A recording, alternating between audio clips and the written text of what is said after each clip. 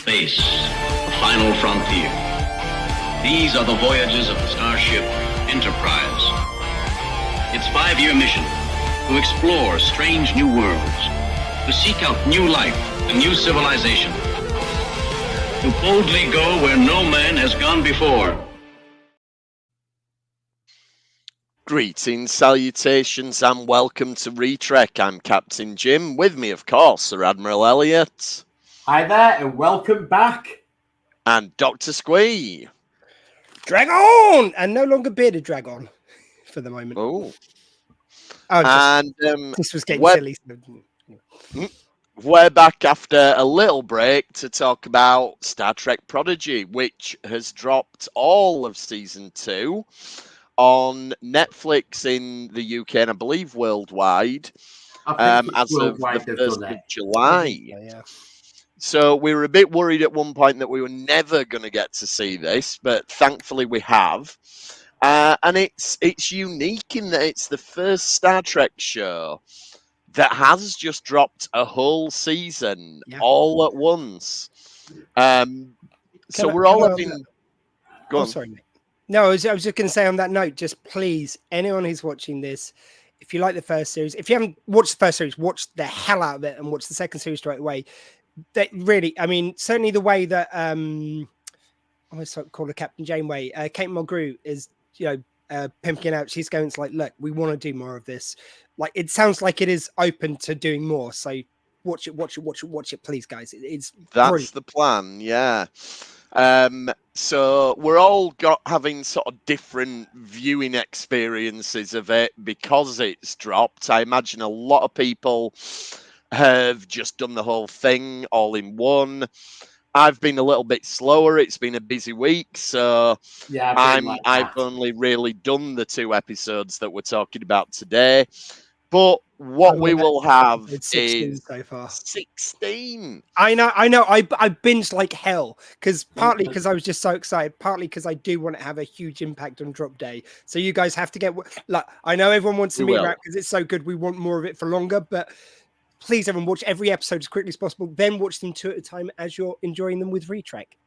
Exactly, and on that note, we will not give spoilers for anything that comes after the episodes that we're covering each week, or we will do our level best not to do that. If anything slips out, we do apologize, but certainly for this one, I watched a bit of episode 3, but I had all sorts going on, so I wasn't able to concentrate. And I thought, I've been very the same this week.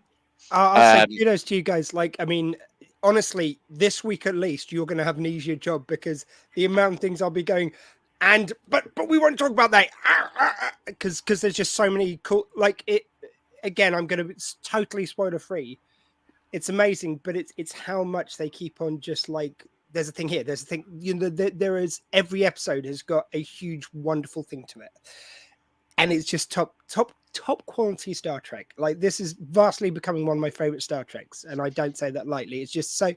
I'm smiling out the joy of it. It's like it's just pure joy and enjoyment, and it's like even when they kind of slightly not too much, but they slightly dumb down the science, maybe just or explain it simply for a younger audience. I don't even mean dumbing it down. That was the wrong phrase, but even then, it just doesn't feel like I'm losing anything. It's just so well done. So I love this. No, I agree completely. That was something that we said about all last season. That even though this show markets itself as being a children's show, it is so watchable as an adult. Yet some of it is slightly reduced in what we normally get, but not massively. And it's still got very complex stories going on and relationships building. And it has. I think where it comes across sort of most strongly that it is aimed at a younger audience is that each episode is less dense. Like I found, I take notes while I watch it for the podcast, and I found that my notes, my summaries were less for Prodigy, and I think that speaks to the fact that it's aimed at a younger audience. You want to put less things into each episode and just pace it out a little bit more. These first 2 are like that, and they're more. I'd say they're closer to the first series, even though you've obviously got more characters because we open on Starfleet Command and Academy and everything. But as it goes forward, really the complexity they do while still making it something which is easily accessible for young people. And I think that this for me does what I again, we said this last series, but it's like it's a family show. It does what the original series did, of purely being open for everyone to watch with their kids, with their parents, obviously, whatever else. And I just love it for that. It just feels like in that way it's the most natural successor to the original series, because like Next Generation was fairly kind of family friendly and everything, but it's like this feels like it's treading new ground. Which Next Generation was sort of like, here's this now, like here's our views on those same things kind of thing. It's the same adventure, but it has that excitement and just like that young sense of adventure, and just the way they managed to do it so that I didn't know how they were going to get it, so that they were going to get just the crew we're following, but by the end of these two, you get where they're kind of going with that, and it's you do, yeah. So the opening two-parter then is Into the Breach parts 1 and 2, and the first part starts with, I always love this when TV shows do this, where we've had a season break and we reintroduce the characters and we see time's moved on a little bit. This is where they all are now. So we kind of get this montage that jumps around and shows us where each of the characters are, and also reintroduces them and reminds you what you loved about them. Gives us things that we can, if you'd never seen this before, you get little bits in each of these sequences that give you what that character's archetype is. So you could jump into this as a new show just on Netflix if you like. I know they have got season 1 now on Netflix, but if they'd only had season 2 and you never had Paramount Plus, you could just dive straight into this as season 2. But don't rob yourself by doing that. Watch it all. No, don't rob yourself. Yeah, I know what you're saying, exactly. I'm not saying to do that. Oh, I know. Oh, no. I know exactly what you were saying. I'm just saying, just watch it all. I am such an advert for this show. But that is something that's always been really good about a lot of the Star Trek shows, that you should be able to jump in and out of them where you want. Yeah. I mean, this does have ongoing stories, so I think you could jump on at the start of the season, but I would say also, like what you were saying about we see where they're all at now, kind of like some months later.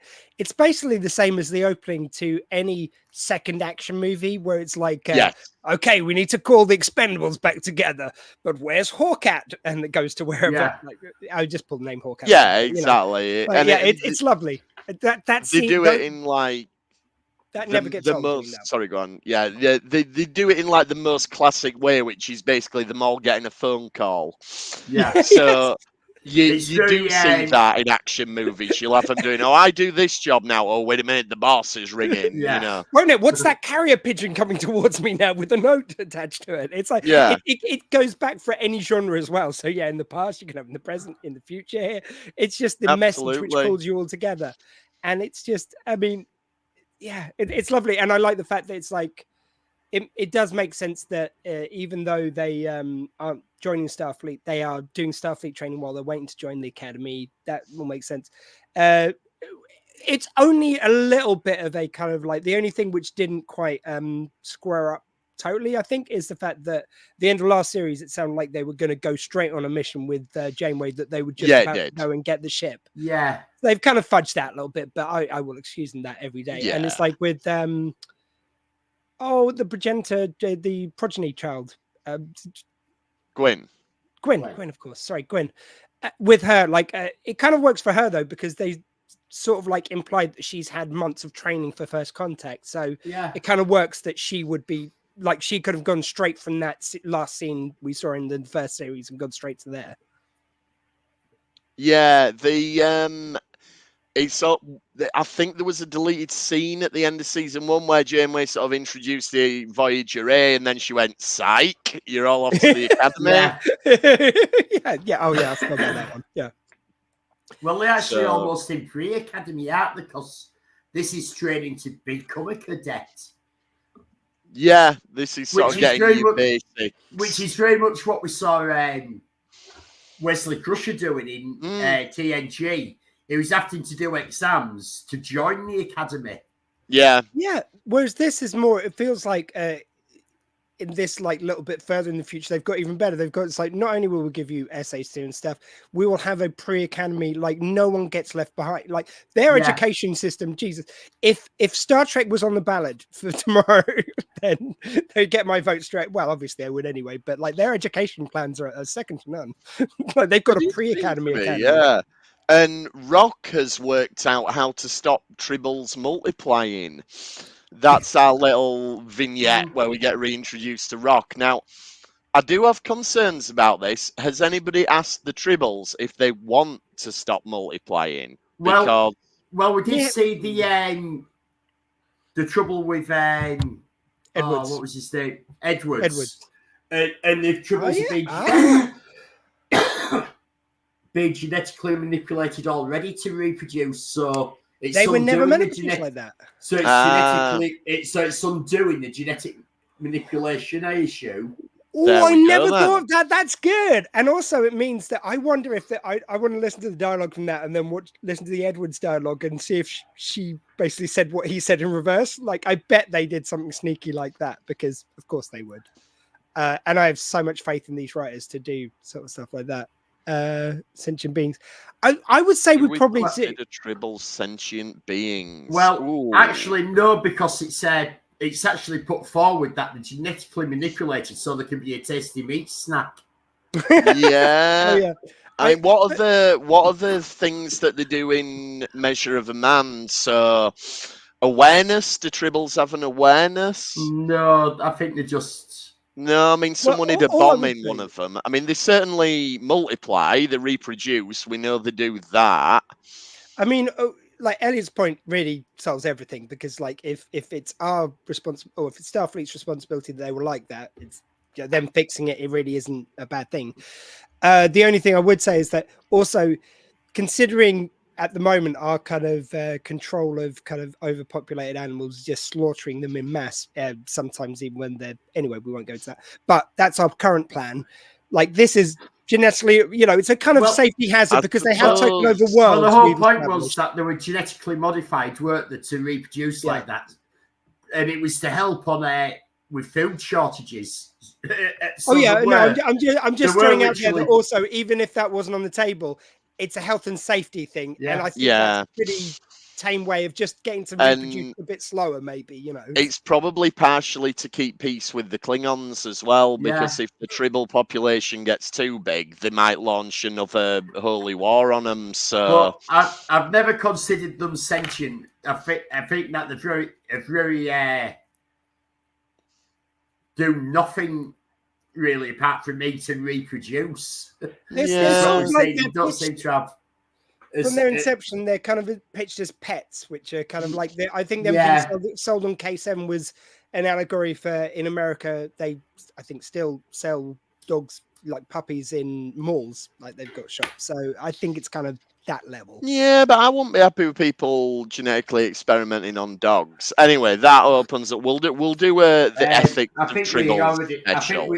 To be fair, I think we already have massively genetically. Well, yeah. The fact that they're not wolves anymore. It's a fair point. Anyway, Willow doesn't know. She still thinks she's a wolf.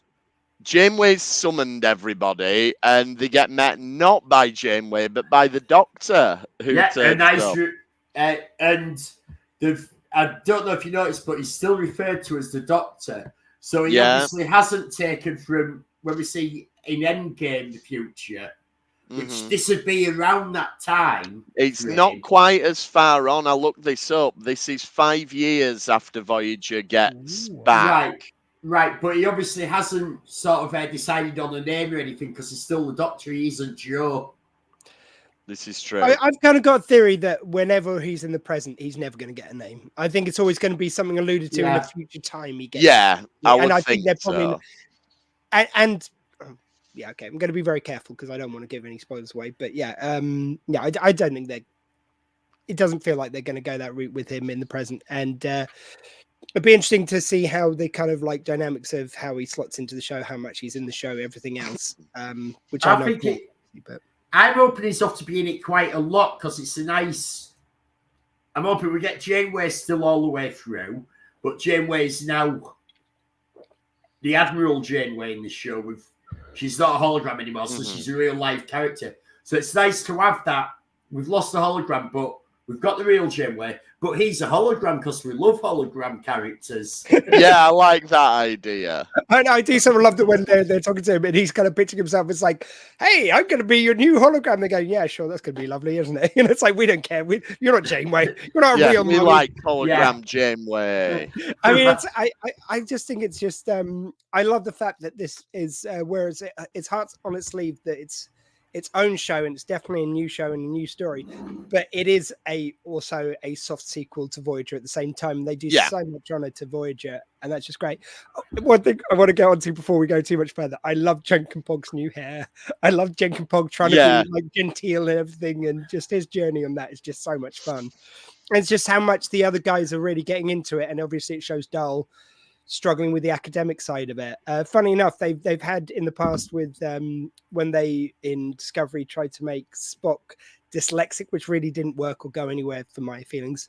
I think actually he'd be a really great character to be dyslexic because he does struggle with that book learning, but he's really smart. I think he'd be a much better allegory. I'd love if they did a sort of storyline that he struggled with all that stuff. Well, that's maybe where they're going to go. That's maybe where they're going to go with it.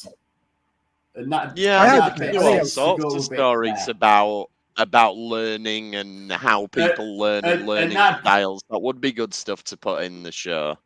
Yeah, well, and it's a more thin character. It fits him better. The fact that you've got 5 of them and they've gone to different categories and they're all learning, you've got that, and it's ideal for a younger audience where it's showing that how the different learning styles, and you can fit into this. This person learns by this way, but this person's different, and they learn that by doing it this way. Yeah, instead of saying that you have got to do 2 times 2 = 4, and you will sit down with your book and you will write your times tables and you will write your alphabet, because that does not work for everyone. And if they really wanted to do a better choice in schools here and in a lot of the education systems, it'd be really great to do that, to have schools which specialize in learning of this type and specialize in learning of this type, and fit towards more, right, this is the right school for this pupil particularly, not just, oh, we're a really great school, we're great for everyone. Like, no school can fit all those different. I think that's such a straightforward approach. And so the first sort of twist, I suppose, is that they get assigned to the Voyager A, which we did see last season, but then Nova Squadron turn up, and so have I got my squadrons right? This isn't Red Squad. This is the one that Nick Lucano was part of. Nick Lucano's back in the day. Nova Squadron, which I thought Nova Squadron had been disbanded. I thought they had, and we know that Nick Lucano at this point, because Lower Decks is later on in the timeline by a few years. I think I can solve it. Nick Lucano's away building his secret evil Nova Squad to take over the galaxy. You see, what I think has happened is Nova Squad's been disbanded. They became Red Squad, which then they had the stuff during the Dominion War and a ship going off, and like there's probably a bit of scandal to get about that. So they probably rebranded back as Nova Squadron because the heat had gone off that. Now it's like, oh no, we're going to go back to the classic name, and everyone's forgotten how they disbanded, so they've got away with it. That's I know, I'm happy with that. I was quite happy with there being a Nova Squad and a Red Squad. You know, now Lucano, squads, right? It just adds more to the Lucano storyline because that's why he wants to come back. It's like those Nova Squadron dicks have taken my name. Yeah, that does work actually.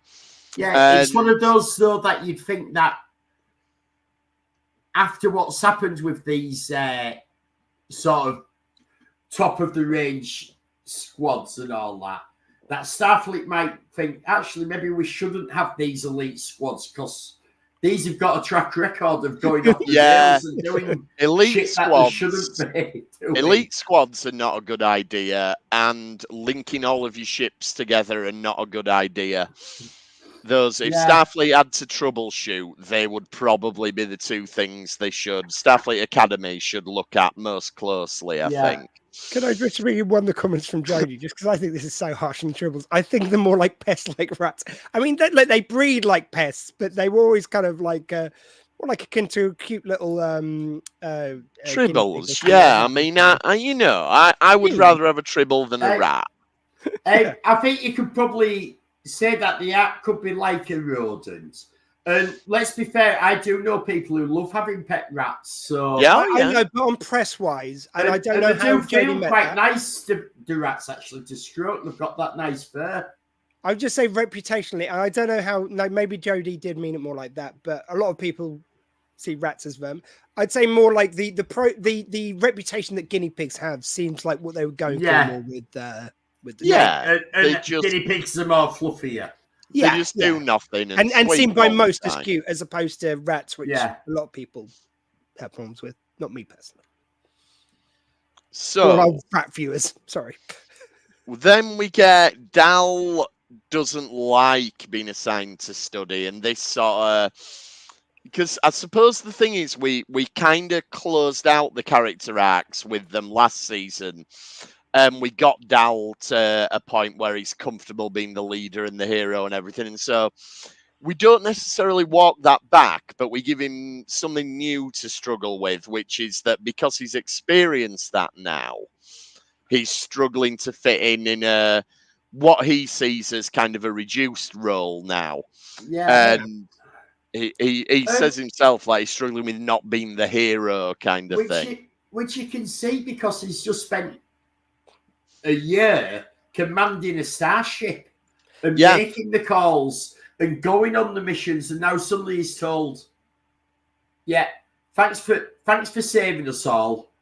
Now here's some homework pads for you to read. That's it. It's sort of a bit of a come down, really, that he attained this height. And he says later, like, we used to have our own ship and we could go anywhere. And this is why it fits for me, that it's kind of like, I feel like the others all have their areas of expertise, which they just want to get more expert in. They're fascinated by this. I love, like, it was a nice pairing of having Zero with the Doctor, so they could relate on a level. And he usually projects as the more grown up of them, which is why it was so much fun where he had the message from Janeway and just went, yippee! It was like, that was lovely moment. But I kind of love the fact that he's more like it. But anyway, they're all kind of like learning their stations, where it's like for Dal, this kind of supports for me the kind of idea that maybe he's got learning difficulties because he loves doing it. He's got a natural kind of predilection to doing all this stuff. But when it comes to sitting down, reading and learning, he gets too distracted and stuff. And it's like,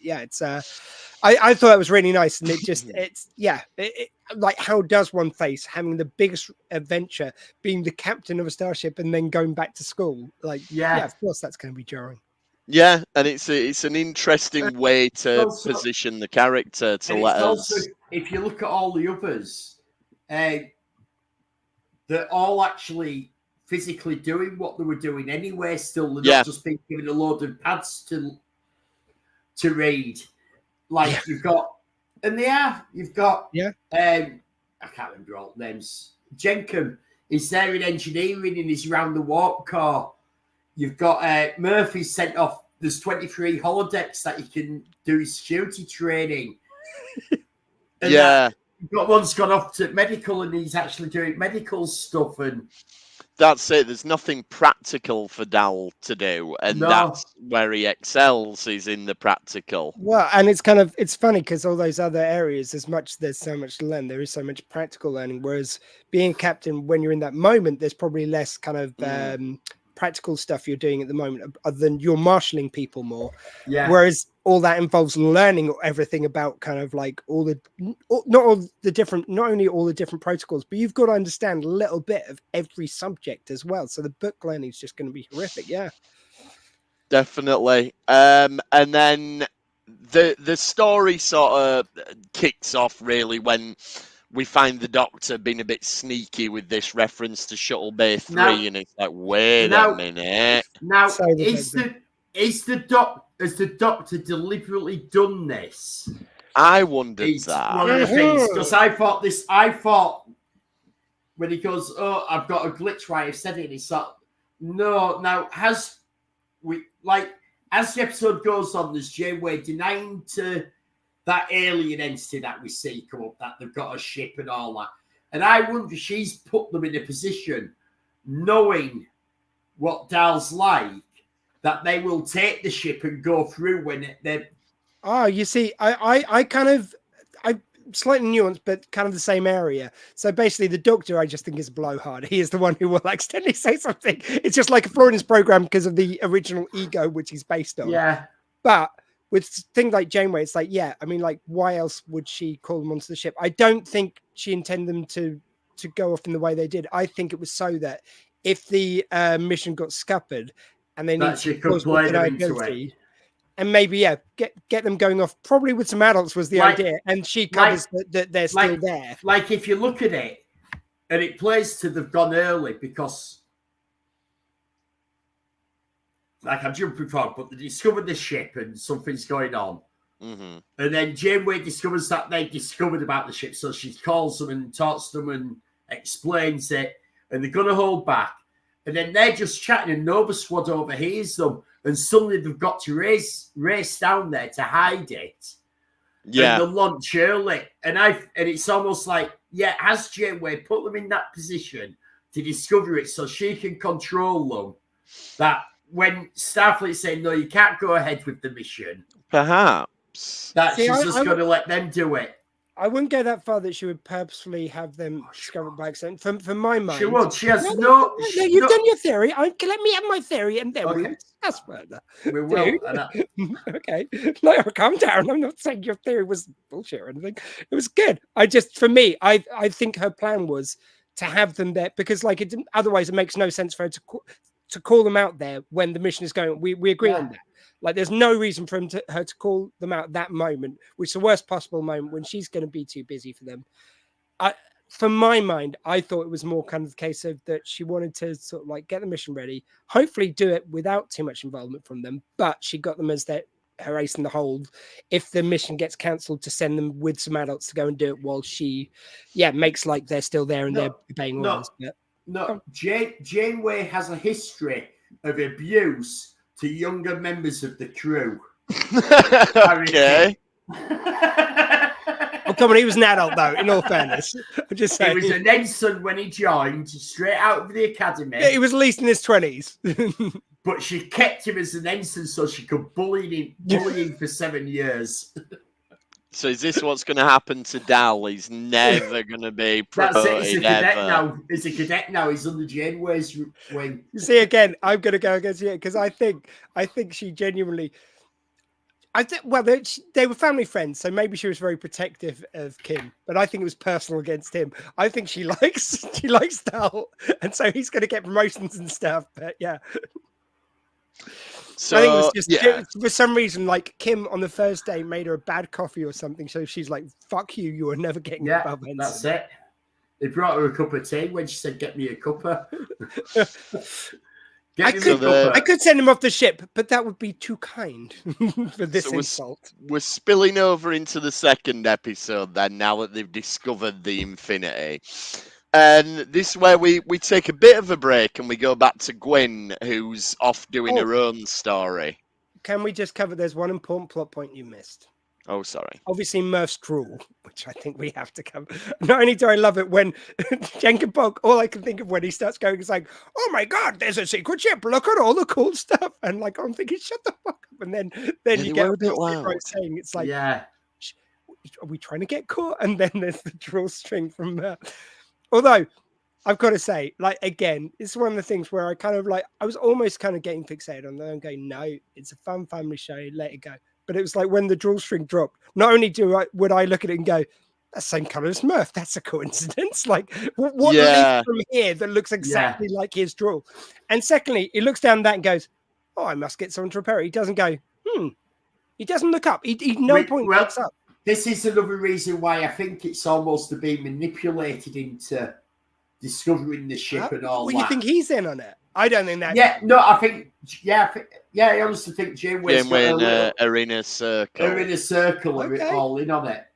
Wow. Okay. And what I did like, It doesn't quite work, but of that inner circle, you've got Janeway, who's a human, you've got an Andorian, and you've got a Tellarite. So if they'd have had a Vulcan, they would have had all the founding members of the Federation. And I just wish they'd stuck a Vulcan in there just to have that little nod. Because when I was realizing, I was like, oh, I see what they've done, and then there's no Vulcan. And who's the new member of the Prodigy team? Well, the new member of the Prodigy team is a Vulcan, because that's the rules for animated Star Trek. You have to add a Vulcan member of the main cast. This is what I do like. I love the fact they have kept it them. You can see how they're going to keep it that tight-knit. But chuck a new character in. Yeah, that's fun. Yeah, and I think she'll work in well with the rest of them. Yeah. And then, so on to Gwyn then at the start of episode 2. So she's got to her home world before it has the big civil war and everything.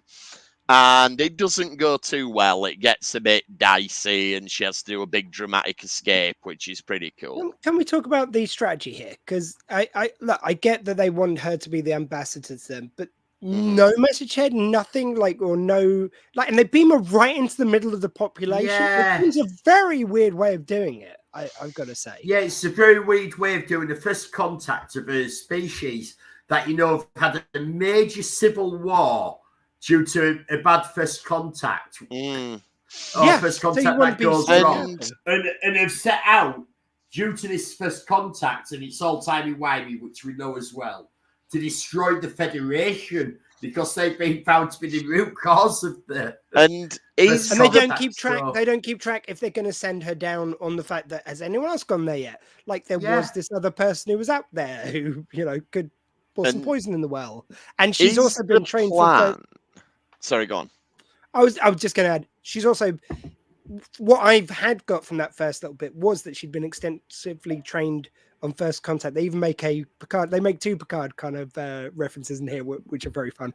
But they go, it's like, first contact protocol's better than Admiral Picard. I love it when they do that. I will always choose that. But yeah, so it shows that she's done all this. And when she's there, I know there's a few basic things that I would have thought she would pull out of her bag if she knew all that. But again, it's a family show. You don't want to get too bogged down in all that, but a little bit. It's a weird way of handling first contact for sure, though. So is the plan that we send Gwyn and she will do a better first contact so they won't have the civil war?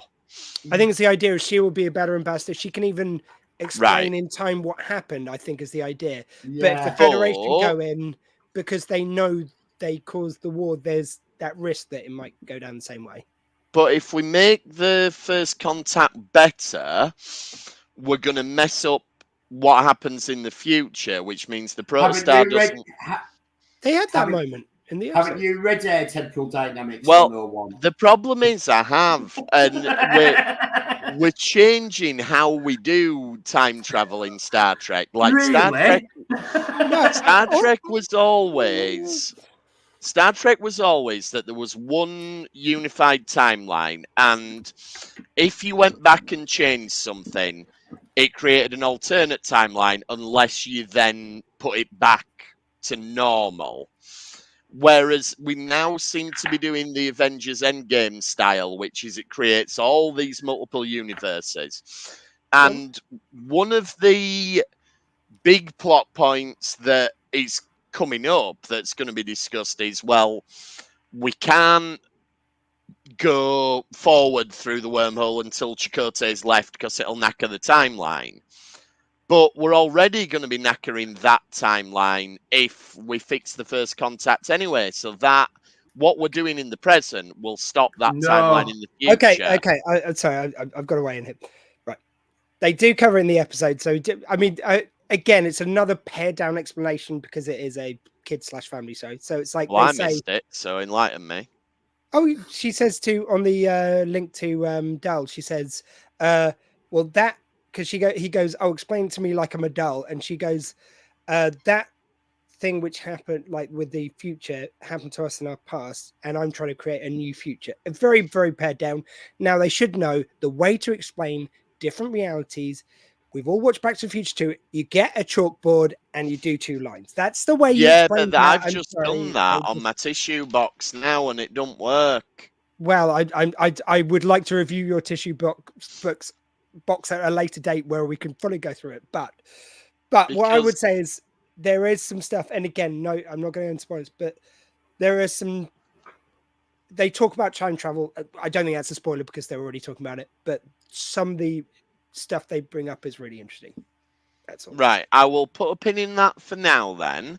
But it seems that we've got 2 approaches to time travel within the setup of this episode, and that those 2 approaches seem to contradict each other. But I will let it play out. And I'm not saying what happens later explains it or doesn't, but it's just, there is more stuff. I will accept that I'm probably very stupid. So no, God, no, you're right. They have a different explanation per 5 minutes of Star Trek for time travel. We did do a lot of different time travels, and there's lots of different ways time travel work. And the whole J.J. Abrams Star Trek universe is a different timeline because a different thing happened. That's the big exception to it, because it doesn't get fixed in that, whereas it has always done. Let's be fair, Star Trek 2009 was before J.J. Abrams. And we've also got episodes like before Avengers Endgame, Multiverse. True. We've also got episodes like Parallels, where they do go into different realities. So different realities isn't new to Star Trek. They've already established they're out there. No, it's not. But I'm just saying that within the context of just these episodes specifically, right, they're presenting 2 different theories on what you can and can't do with time travel. No, what they're saying is Chakotay's crashed in the future, gone through a wormhole, and crashed 52 years in the future. Yes. He needs to send the Prodigy back in time. Yes. So that all them events happen in the past with Gwen and Dal and all that, so they can get to where they are now. Yes. So Gwen can now go in the present time to put a second reality for the future where you don't have a civil war, where Chakotay doesn't need to send the Prodigy back. But because he sent the Prodigy back, Gwen will survive to be able to set the But if we accept that each decision is creating a separate reality, it doesn't matter whether you go back before Chakotay sets off.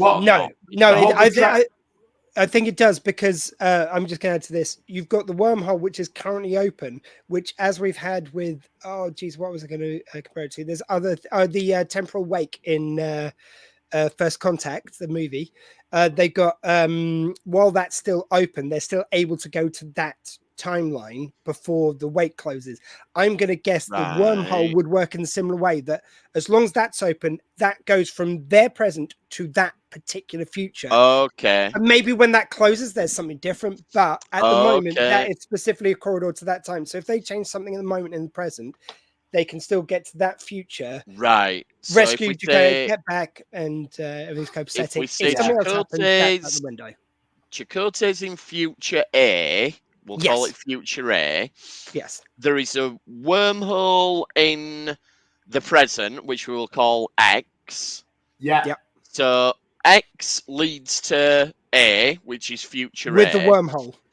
With the wormhole, yeah. So and X Gwen, plus and at wormhole. the moment, the rest of the future around it is also in I'm sync. formulating it. No, I'm just adding to that. At the moment, future A is at sync with the rest of the future. Like if you traveled another way, at the moment you travel to the same right. point. So X plus wormhole equals A. Yeah. But what we are currently doing in X is creating future B. Yes. Yeah. Which is independent of future A. Yeah. But because the wormhole connects the present to future A, we can still go there. Yes. That is so what we're doing is for Gwen to still exist. We are relying on the Prodigy coming back from future A, right, to be able to preserve certain things from future A in the timeline that created Right. on Future B. So Yeah, so if you go in the therefore, past, it's already happened, so you can still go to any point in the past from there. so therefore, we have to accept that creating Future B does not completely wipe out Future A. No. Future A different still realities. has to exist. Yes. Yes. So if Whereas you're what outside that I'm- wormhole and you change the time, then if you go outside that wormhole to travel to the future, you are now going to Future B because that's been altered. Yeah. Whereas if you go through the wormhole, you go into A because it's connecting those 2 points. But no, the wormhole can't be the only thing that connects the 2 points because the Prodigy wouldn't be able to come back because it wouldn't exist. It would Future A will always have to exist in a separate dimension now. Yes, Yeah, that's what I'm saying. We're trying to push the wormhole is just a convenient way of getting there at the moment. At the moment, the wormhole is connecting X to A. Yeah. Like that. Yes. And at the moment, we'd be going on a straight path X to A, normal continuity. Yeah. But what we're trying to do is maintain X to A path. Yeah.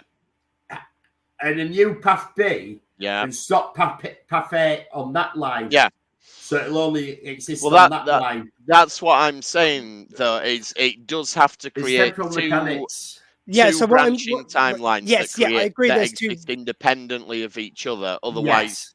I agree. So there's different realities, and I think this is branching the realities of. And if you didn't have the wormhole, every future, if you travel from our present to the future, you couldn't get to Chakotay because that's different. But the wormhole is keeping you connected to that specific reality. So any change you happen around it will not affect that in the same way the temporal wake did not affect the Enterprise.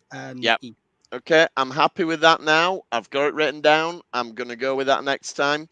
Right, so back to Gwyn then. She meets her dad, so we get John Noble back, which is good. Oh, and joyful John Noble. He's fun, John Noble.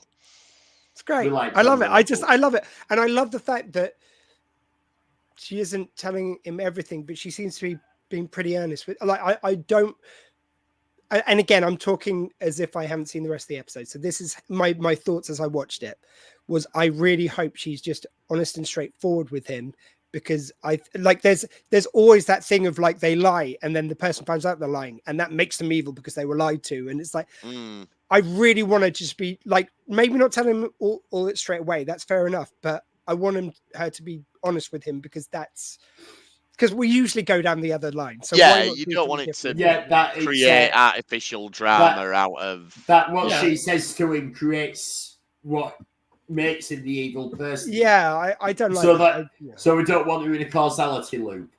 No, and also it's just that whole thing of like they always do that. Like whenever there's something which they're keeping from them, that then leads to that happening. It's like it's just been done so many times, whereas they haven't done of just like, look, just tell them the truth and see what they make of it. Like give them the chance to be something better. You know, it's like trust in them that they're not innately, like they've already shown that he's not innately bad. He does have some wonderful qualities. He was just twisted by what happened to his world and he hasn't got that burden. So why does he have to, like, he doesn't have to be that guy. So it's, I want it to go that way. Yeah, I do too. And back on the Voyager then, so we get Dal gets rumbled, but he has this bit where he sort of goes, well, what about Shuttle Bay 3 then? This does make me wonder as to Elliot's theory. Like, Janeway must have known that he'd come out with something like that if he knew about it. So, yeah, the question is, did she want him to know? And it's the way that if these were just like young cadets, well, not even cadets, pre-cadets, which is what they are, and they'd done something like that, would she really call them to the observation lounge and bring them into the plan and the mission? Or would she, you lot are restricted to security who will be under reprimand when we get back to Starfleet? All I'm going to throw in there is Janeway, she's quite fast and loose with a lot of the rules. She is, exactly. I'm just going to say, I love the fact that none of us, like, we're just arguing or discussing over degrees of which Janeway's manipulating the situation. No one's going, I think Janeway's just being honest and straightforward. None of us believe that. None of us even, that didn't even enter the conversation. No, we've Because again, the message at the beginning doesn't make any sense. There's no reason for her to call them on. Yeah. No, we've had 7 years to get to know Janeway. And I'd argue probably a lot more than that because I have watched the hell out of Voyager a lot of times because I do love that series. Yeah.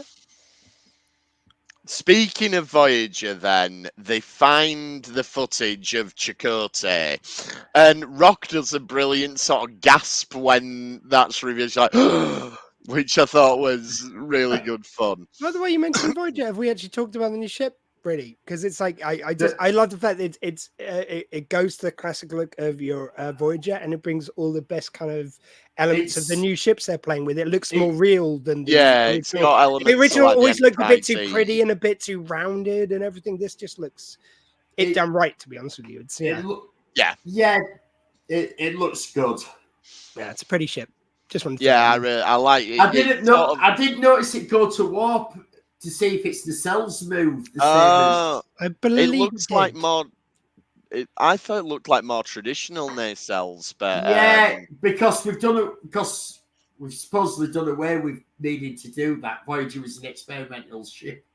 But didn't the Protostar's nacelles move? No, that was that the whole got an back extra end. nacelle. Oh, the back end opened up and a nacelle came up. That had a transforming back end to a nacelle. Exactly. So I think it used proto drive. It is a rather nice, pretty effect when something moves as it's going to. It's a nice little added feature. I think it's in the original. I think the nacelles moved, then it moved. I think they move as it's moving. If I remember. I might be wrong on that. Which is why we wanted a toy of the Protostar, but we never got it because Paramount hated Prodigy for reasons best known to themselves. Well, there is maybe Netflix can make out it there a toy. somewhere. There's a Protostar out there with Chakotay somewhere. Which maybe they can make us a toy. Netflix, come on, get on it. And I think someone's going to do the Eagle Moss, or someone's going to do the Enterprise A. Oh, sorry, Voyager A even. Sorry. I'll tell you what, it's called Fanhome now. Fanhome is who bought the rights to the Eagle Moss model ships when they went bankrupt. When they started making them at different sizes for no good reason. And I will retract this completely if they decide to sponsor the podcast and send us a free subscription each. We will. However, for now, they can jog on with what they want to charge for the new ones. And what they've done, which is really naughty, is the first one they're releasing is from Picard, and it's the Titan A. But it's like, you're going to re-release that with the Enterprise G registry on it, aren't you? And you're going to try and make people pay for it again just when it says Enterprise on it. Whereas you could have released it as the Enterprise G first time round and no one would have lost any sleep over it. All I'm going to say is... know that ain't going to happen. And to be fair to Fanhome, I do know that the model kits are available 3D printed and resin, etc. for the Enterprise G and the Titan A, and I know people who have bought 2 copies of it. No, so I'm sure they have. And built both and painted both, so they can have a Titan A and an Enterprise G because it's Star Trek ships. So you've got. However, I will not be subscribing to the new collection for. I forget exactly what the price is, but for what they want for it. For the size of it, I got nearly the entirety of that original collection, and they were good value when they were a tenner, but when they started creeping up, the scale sort of went the other way. That's my opinion. If you want to change your mind, I was going to say, look, you made some excellent points. I think the first one you made though was really gets the crux of the matter. Our opinions are open to being bought. So if you want to sell them some free shit, we love it. It's a reasonable price. But at the moment, it's bullshit. It's overcharged. That could all change. It's all I'm saying to you. Absolutely. We will. Until I have sponsorship, I can say what I want. I will absolutely love them when I'm sponsored. Yeah. If they want to send it, we will display it on every single episode. But for now... So what's that, King? You want me to change my mind? Fair enough, Your Majesty. Absolutely. That's all it would take. You would just you would have a little conversation. Easy, just nice little parcel turns up. Here's your Titan A. You don't have to worry. So we're sending you an Enterprise G as well. So not a problem. It's an easy fix, fan home, if you're listening. Yeah. Just trying to solve problems for you. Yeah, I think we've probably killed another sponsorship deal there. Oh no, I'm just going to take a sip of my brother's coffee apple cider myself. I do love a can of Coors while I'm broadcasting. I prefer Pepsi Max because it's the choice for a new generation. Oh, that's not. You're not allowed to drink Pepsi. I told you about this at the weekend. I mean, brother's toffee apple cider, and it isn't Halloween. Don't mind if I do.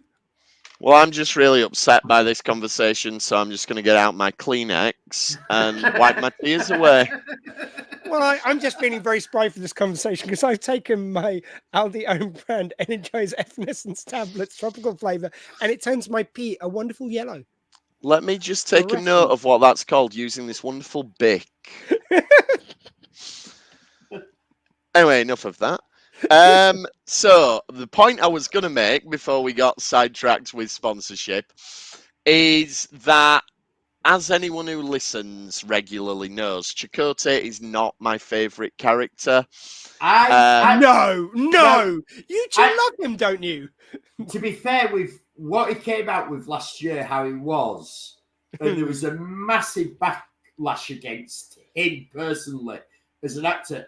I'm surprised they've taken the time to bring him back for this season. It was already shot by then, though. Remember? It was already shot. Because we talked about this at the time, the fact they'd held it for so long. And I was actually worried it was going to be a sort of like Ezra Miller and The Flash, that it would get so put back or it wasn't picked up by someone because he's toxic. And also, Jesus Christ, like we're living in 2024.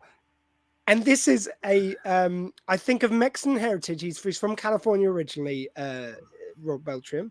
His advisor on the original series, lest we forget, was a Jewish person.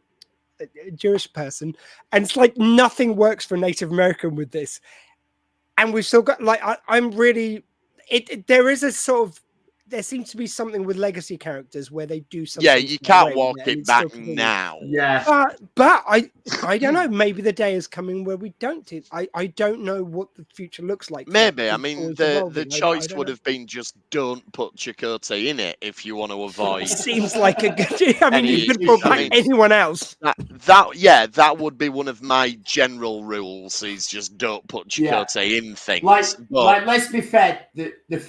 The first version of When Trek Goes Wrong that we did, and when the Jewish lady stood up and apologised for him. I love that work. It was the time of it as well. We were just generally going, it's like, and it was his advisor, Jewish guy, and she goes like, yeah, I'm Jewish, sorry. It's like, and I would like to apologise on behalf of my entire. It's like, that wasn't our point. Please don't make it sound like we meant that. But like, you're lovely, but just don't make us sound like we meant that.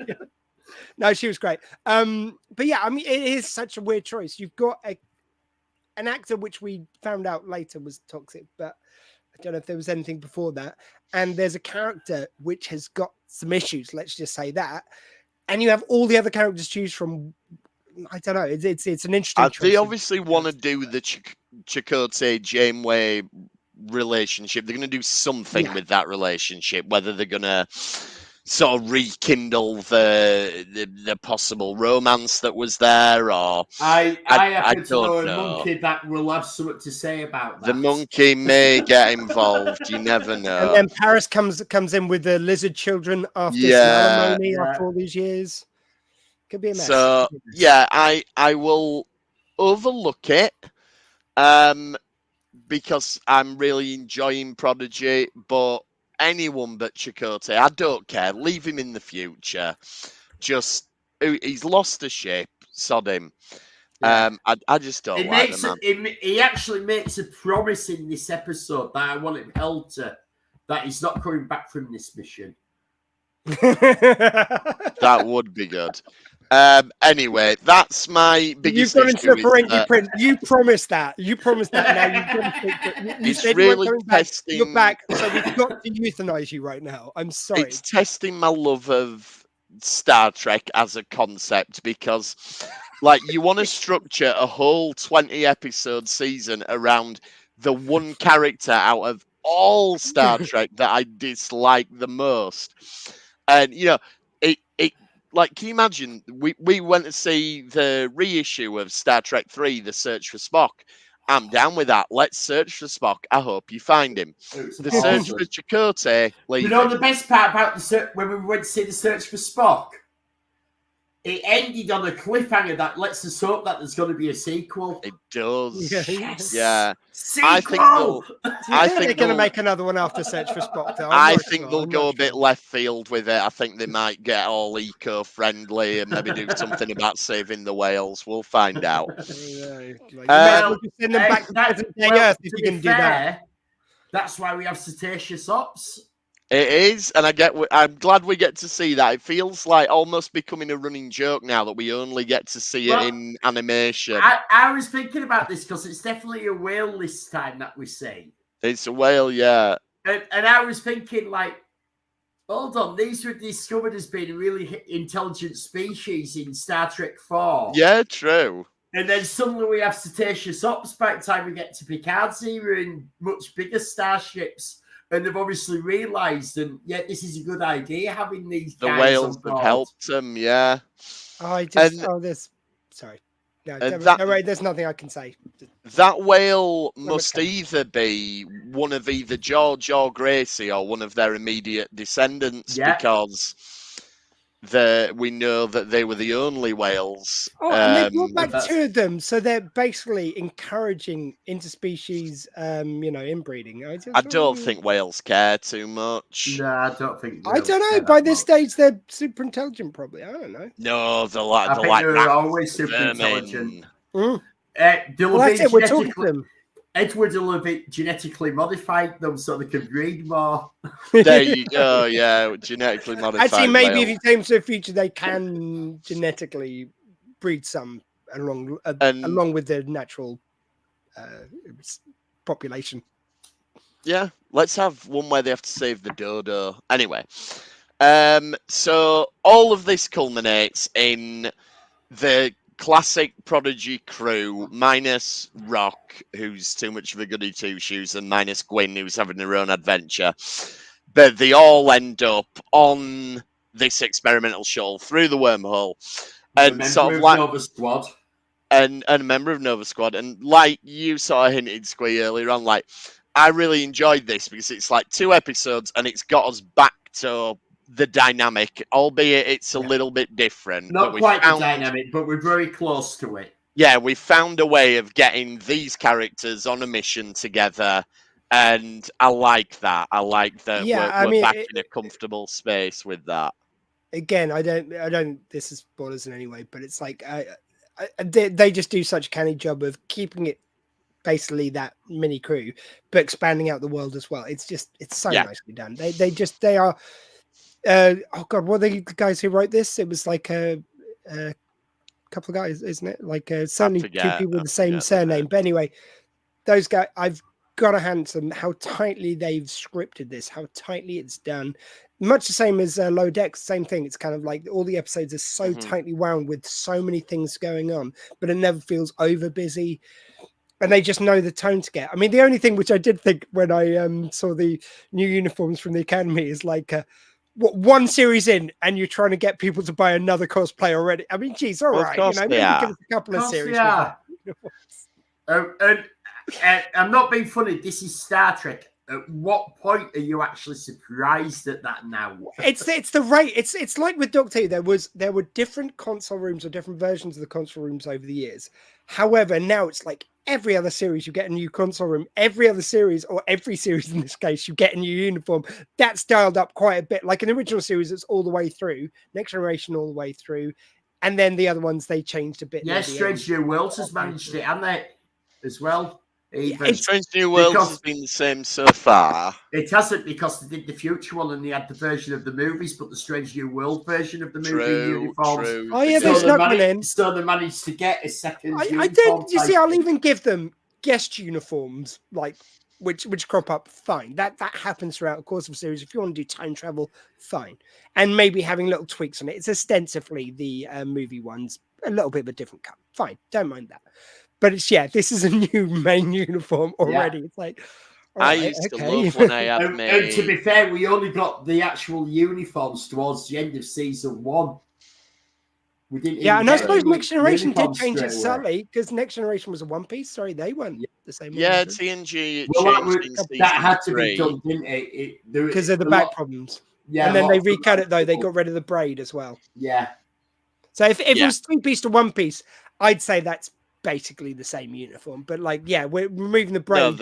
Was just enough to sell another uniform as well. They added a collar in season 3 and various things. I used to love in the Star Trek Encyclopedia where it'd have a page that just showed you all the different uniforms and now, over the years. And now it's its separate edition. I'm going to say it'd have to be now, wouldn't it?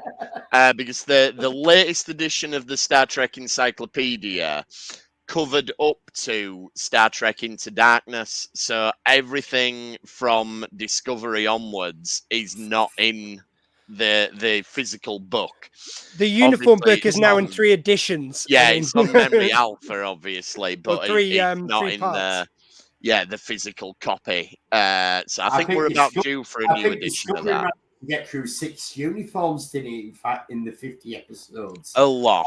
Anyway, it might be more than 50 episodes, but anything else on 2 main ones and one which never really happened, and then other ones featured. Anything else on these 2 episodes then before we wrap up? Just bloody good Star Trek. Just really enjoyable Star Trek again. It's not just really well done Star Trek. It's also a beautifully animated show to watch. It is. It looks.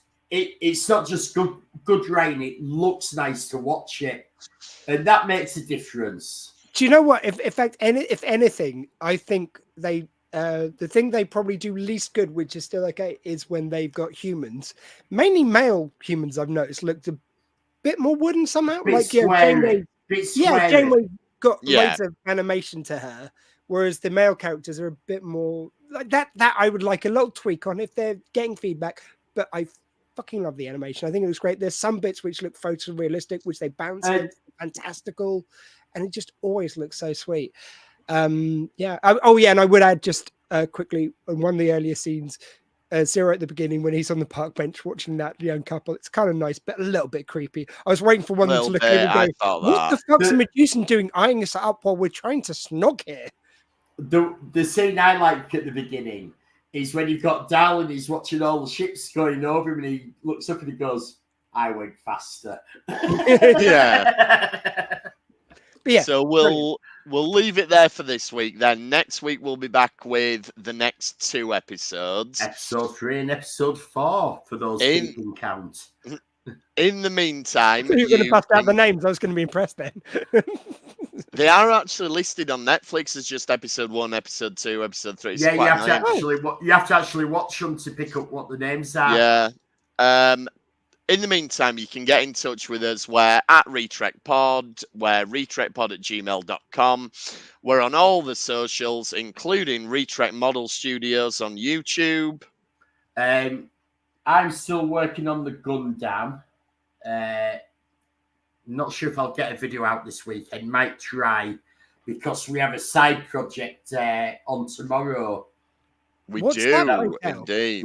We do. Well, first, tell us about the Dr. Squeeze show first, and then we'll talk about the special. Okay, just quickly, because hopefully I'll get out an episode this week. Basically, I've got 2 episodes waiting to go out. One is a interview I did years ago with William Russell, who recently passed away from Doctor Who. The other one is with Sarah Pinborough, the best-selling author who wrote Insomnia, which is now on Paramount Plus as a adaptation, and Behind Her Eyes, which is on Netflix. Both excellent. Please do check out all the books. I'll hopefully get at least one of them up this week, but tomorrow I'm going to be working on the polls all day, so I won't get a chance. So it'll be a late one, if any. If not, they'll come sometime next week. I'll at least try and get out the small interview with William Russell, because I should be able to get that up on Friday. which leads us nicely into what we're doing tomorrow. So, for anyone listening back on the podcast feed, it is election day in the UK. Whoop. And perhaps it's fate that day fell on the 4th of July. And once again, we'll be fighting for our freedom, not from tyranny or oppression. Don't do that. That's what Farage bloody well did after Brexit. We're not doing that. We're better than that. Just fucking vote out. Like, I'm just saying, I've got a red dragon on, it appears. Just maybe use that as your guide.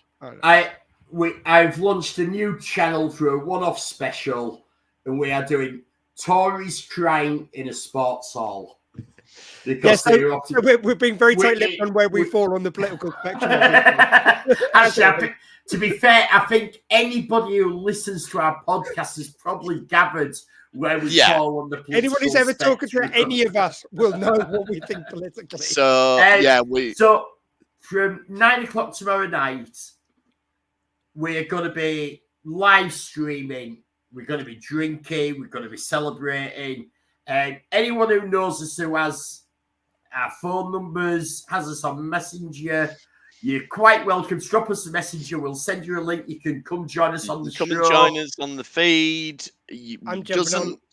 Doesn't have to be entirely political. If you just want to come on and have a chat. If you just want to have a chat for half hour, because I think we're going to struggle to be political for the whole thing. Yeah, we might. But we might just start some bollocks, and I think that's extremely likely, particularly we might even start to for the first hour and a half. We might even do a watch along. And what time are you starting tomorrow? I've scheduled it for 9, which I thought was a sensible time. And polls closing at 10. Polls close at 10. We should have an exit poll out very, very quick after that. Yeah. So the plan is, for me, I'm going to be working, as I say, from you've got to get there at 6 a.m. for a 7 o'clock open to the polls. Won't get out there till 10:30 at night. So I will come on. I will definitely join you guys for a bit. I don't know how long because I will be half asleep. But otherwise, I would love to have joined you all night, guys. But yeah, I look forward to joining you. At some point, you will probably see us asleep in my front room and our beds in our sleeping bags. It's going to be something of a crazy night, but we will share the link on the Retrek page. And if you want to come and join us tomorrow night during the election, we'll look forward to that. We will. But thanks for trekking with us this time, and we will see you next time on the Retrek. Thank you. Goodbye. LLP and drag off. Vote red.